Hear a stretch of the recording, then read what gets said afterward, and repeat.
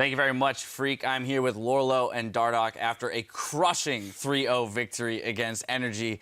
As two of the newest players to the league, rookies competing in your first best-of-5 in the playoffs in the LCS, how does it feel, Lorlo, to come away with such a commanding victory? It feels really good, honestly. Like, going into it, I was like a bit nervous because it was my first best-of-5 ever, but just being able to 3-0 like a playoff team is just really nice to me. I mean, to that end, Dardoch, I don't know if you yourself had any nerves coming in, but with the 2 weeks of preparation that you guys were allotted, how did the team kind of operate and work in order to calm any of those nerves and give you the confidence to come in and put up such a performance? Well, we normally prepped really well, even with only 1 week's time during the LCS regular season.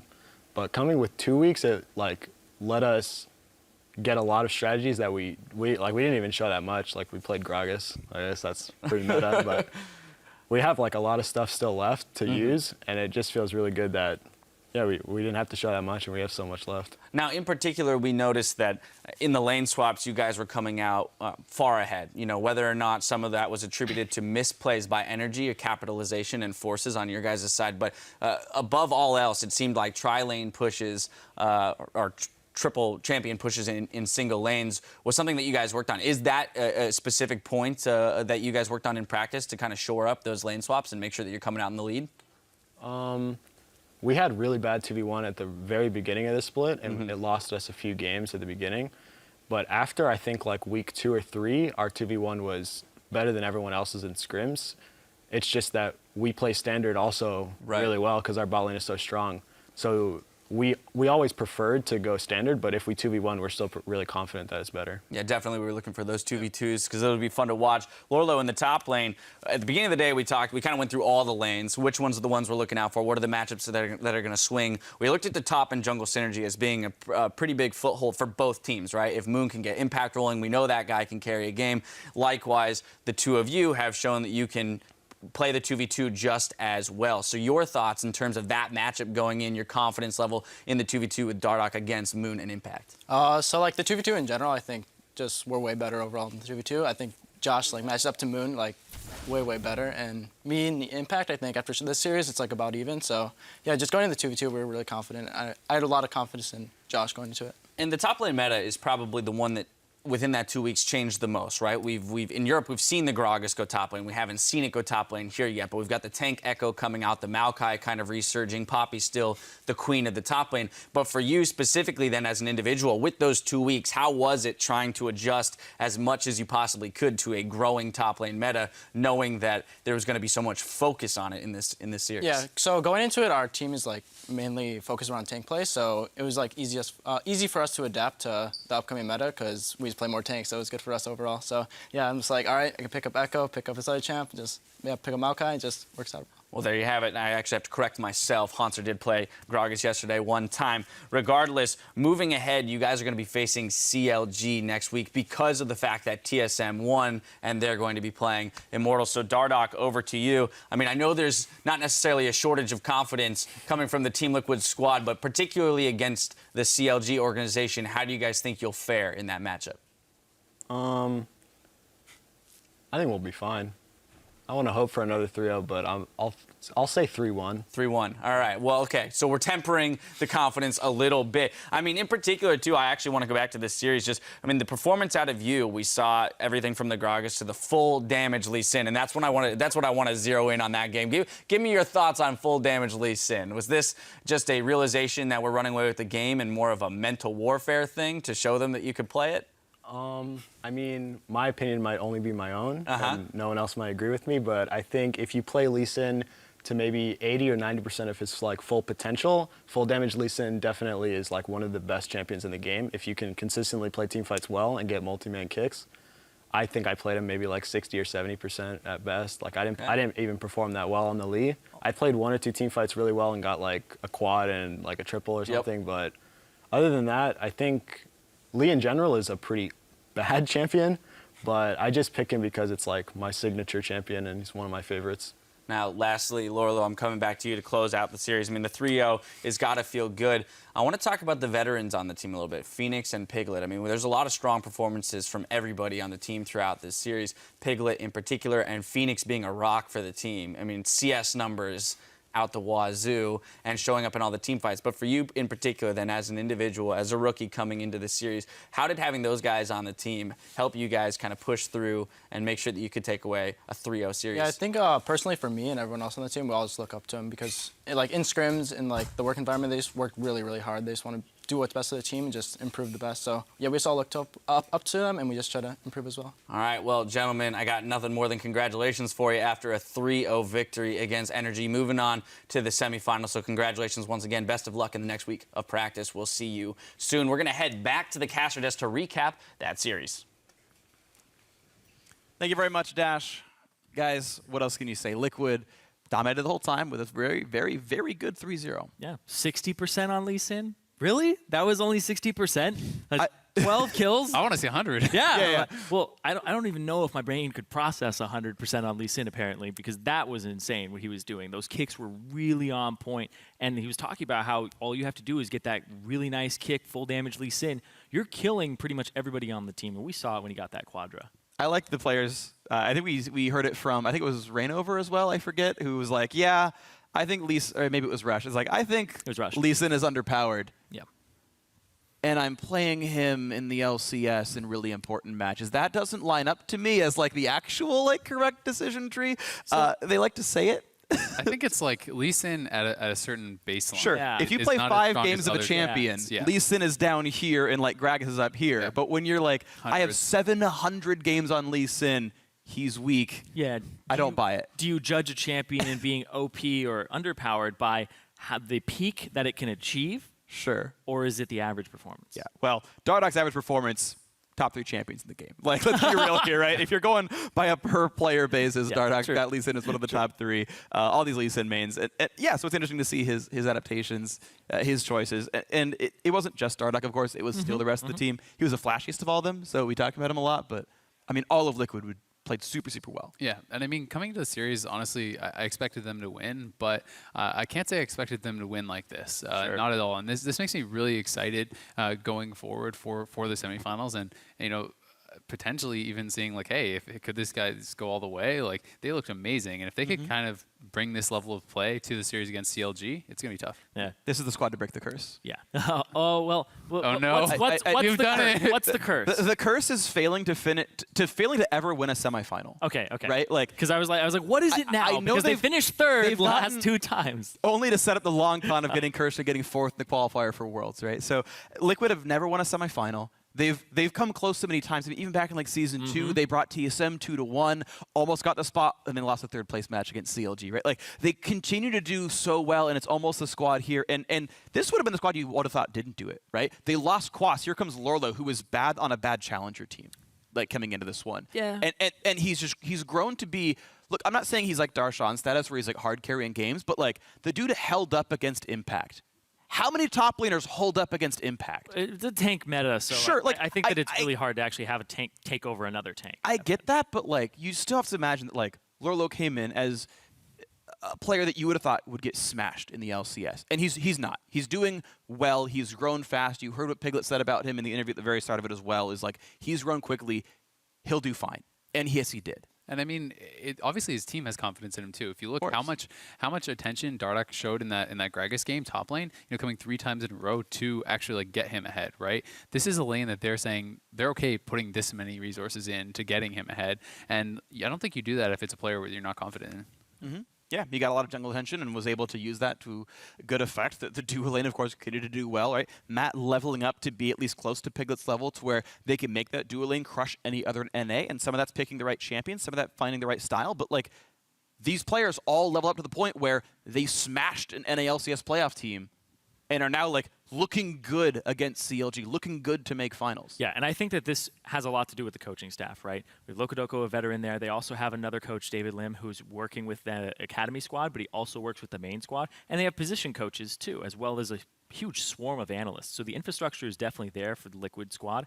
And I want to talk about the position coach, because Dominate is position coach for Dardock, who helped him out a lot with just adjusting there. And Dardock said that it was really easy because he just looks up to Dominate and was like, this is a great squad for me to be on because I have this guy who's going to help me immediately transition. Because how many times have we seen a rookie come in, not really completely understand lane swaps, not really completely understand where to be on the map and at what time, and what his role is on the team, and they figured it out at this point. And the fact that it was so fast was a big deal. I actually think back to a player like Seraph, who had so much hype. Monte Cristo was like, he's like the 4th best top laner in the world when he got picked up by CLG in the very beginning and had a really terrible first season, and now Seraph's super great. And the time it took for him to be that good of a top laner, and Dardoch did it in his first 2 months. Yeah. That growth is incredible. Huge props to Dardoch. Huge props to the rest of Team Liquid. Everyone doing a great job to be at this level now, and we'll see them in the semifinals. But for now, we're going to rejoin Dash and friends at the analyst desk to close out the day. Friends? Whoa! Yeah. Whoa. It's on! Thank you, Freak. I agree. start? Props all around, though, to Team Liquid. I mean, I think that statement holds true because all 5 of those members stepping up in a big way to have a 3-0 start to their playoff run, that's going to instill them with a lot of confidence moving forward. Before we look ahead, though, let's kind of recap the series real quick. I mean, the big thing here, and I know, Scar, this was a point that you were adamant on, it was the way that Team Liquid operated within the lane swap and immediately following the lane swaps with their rotations into tri-lane pushes was something that they definitely improved on and helped them secure these wins today. Yeah, I think 2 of the 3 games were just they caught the other team messing up on the 1v2, and then they just executed the next 5 minutes rotationally really well. And NRG was on the back foot the entire time, wasn't able to make plays on the opposite side of the map, and then just got snowballed on. It did also help that they had such a strong matchup in the mid lane. Every single time Phoenix crushed in the CS, and they have this really strong bottom lane to work with as well with Piglet and Matt down bottom. Yeah, definitely. I feel like the mid lane, even though he gets a big CS lead, like it's hard for me to see just how impactful he is. But at least from the bot lane perspective, I'm looking at the bot lane, I'm just like, wow. Like Piglet's not only smashing them in CS, but he's also getting huge like health leads that are allowing them to push in these towers much faster. Yeah, and every series, you can kind of isolate it to what's the breaking point going to be. And here, when we identified at the start, it was, well, the breaking point's going to be Moon versus Dardoch. Unless Moon can match or beat Dardoch, they have very little chance. And that matchup broke even further than we thought it was going to. Dardoch absolutely annihilated Moon. And then all the other roles had the same thing happen, whether it was the bot lane or the mid lane, which is why it was such a decisive 3-0.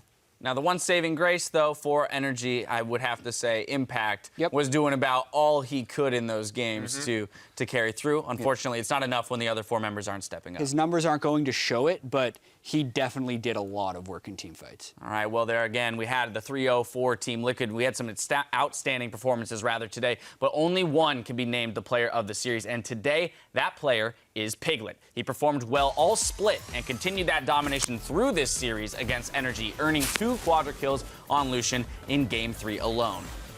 Yeah, this guy is just the consistent 80 carry, really, and he was consistently great in this whole series. He was really, really, like, we kept on talking about it, you know, how there would be a small health lead or, you know, an opportunity created in the duo lane because of Matt and Piglet.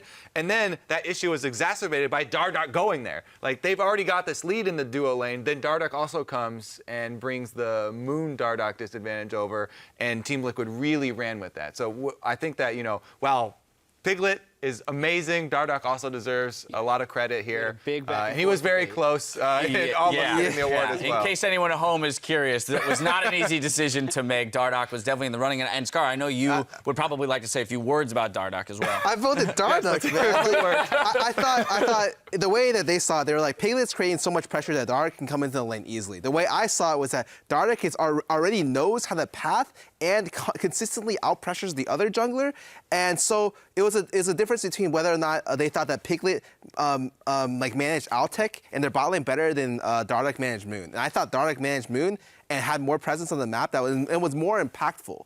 But however, I do think that Piglet's a monster, and I think that he's playing absurdly well right now. Like I can't wait till the semifinal match. Yeah, I mean, at the end of the day, I think that all this does is prove that both of these players. But you can't share. They performed exceptionally, but no, there is only one most valuable player in a series. Well, now with our quarterfinals complete, let's see how the playoff bracket looks going into next week's semifinals. With dynamic seeding in effect, TSM will be facing Immortals next week, while today's winner, Liquid, will face off against Counter Logic Gaming. So as we look ahead to these best of 5s, gentlemen. Let's start with the Immortals TSM matchup. As you know, TSM surprised a lot of people with their adaptation, their ability to take down Cloud9 after a tough first loss. What are your thoughts there? I think that, maybe Rush didn't look that good on the day that TSM beat them. But Reignover has been looking like a monster. He is the best jungler in North America right now and probably the best player. And if they want a chance at beating Immortals, they have to be playing at his level. And I think that's very, very difficult. Yeah, definitely agree there. TSM, they've made a lot of improvements, and they're going to be feeling good about themselves, but this is the true test, right? Immortals are the pinnacle of North American professional League of Legends play. Yeah, a lot of people are wondering if Immortals will transition to a best of 5 from best of 1. Well, they played a best of 18 in the regular season, and they were 17-1. It's obviously not quite the same, but like this team lost a single game. I'm not gonna let you get away with that one, Chad. We think the weird word soupy. I am not gonna let you get away with that one. When you're best of 30, when your best of 18 is played against 9 different teams over 9 different weeks, I don't think your argument holds any water. Also, you only have to win 10 games to win best of 18, right? You don't even have to win 18 games. So what are the best of 33? Oh my goodness. Okay, we're done with that conversation. Let's jump over to the other best of 5. Liquid, who we just saw today, going to be going up against CLG. I mean, CLG looking very strong going into the postseason. They had a couple good wins to close it out and grab that playoff bye. What are our thoughts on that matchup, Kobe? I really am excited to see what comes out from the teams that got buys in the first round. Okay. Both CLG and Immortals. You talked about CLG. They were looking really good as they exited the season. Something that Dardoch brought up, they didn't have to use a lot here at Team Liquid in this series, but CLG didn't have to use anything. Right. Because they didn't have to play a series at all. And they talked about as well at the end of this, the year how CLG always like to diversify their strategies. Maybe that means adding more split pushers into their split push strategies, but Which is going to be tough. I'm excited because right? they've tried a lot of them. Maokai being a top lane tank, Exactly. Echo being a top lane tank. It's going to be really hard for CLG to find the dueling champions for Zion that don't get neutralized by Echo or Malphite. And it's something that we kind of saw in the Cloud9 series where Darshan. like if you focus too heavily on split pushing and you even in Champ Select if they ban the strongest pieces out, sometimes it's very detrimental to run still with that strategy and a weaker form of it. Mm-hmm. I think CLG is going to come out and surprise people. I don't think they're going to stick to their split push play style. They did it because they were the best in the league at it, and it was pretty effective. Like if you don't know how to deal with split push well, you just win. And it's really, really good because Darshan shot calls, and he's able to control the top lane aggression with the jungler really, really well. I think, especially in that matchup, I'm really excited to see the jungle matchup. A lot of people were talking up Dardoch quite a bit. No one talks about Xmithie. I think Xmithie at the start of the split was the second best jungler in the NA. I think going into the end of the split, he's still top 3. I think Xmithie is criminally underrated as a jungler. I had him top 3 on my all junglers in NA when I had a stack. That guy is playing pretty well, and people are going to see it this playoffs. Well, a solid endorsement for Xmithie there. Of course, it's going to be a tall task for Liquid to stack up against the strong CLG, but if they proved anything today, it's that they are up for the task. We are out of games for this weekend, but you won't have to wait long for more North American League action because we pick right back up on Wednesday with the 2016 LCS Summer Promotion Tournament. Tune in at 5 p.m. Pacific for our first best of 5 as Team Dignitas goes up against Team Dragon Knights. A lot on the line for all of these teams as they move through the Summer Promotion Tournament. Now, before we go, I'd like to extend a special thank you to Scar for joining us on the desk today, providing plenty of insight and disagreeing with us on the MVP vote. But now for myself, the casters, and the entire live broadcast crew, thank you for watching, and we'll see you on Wednesday.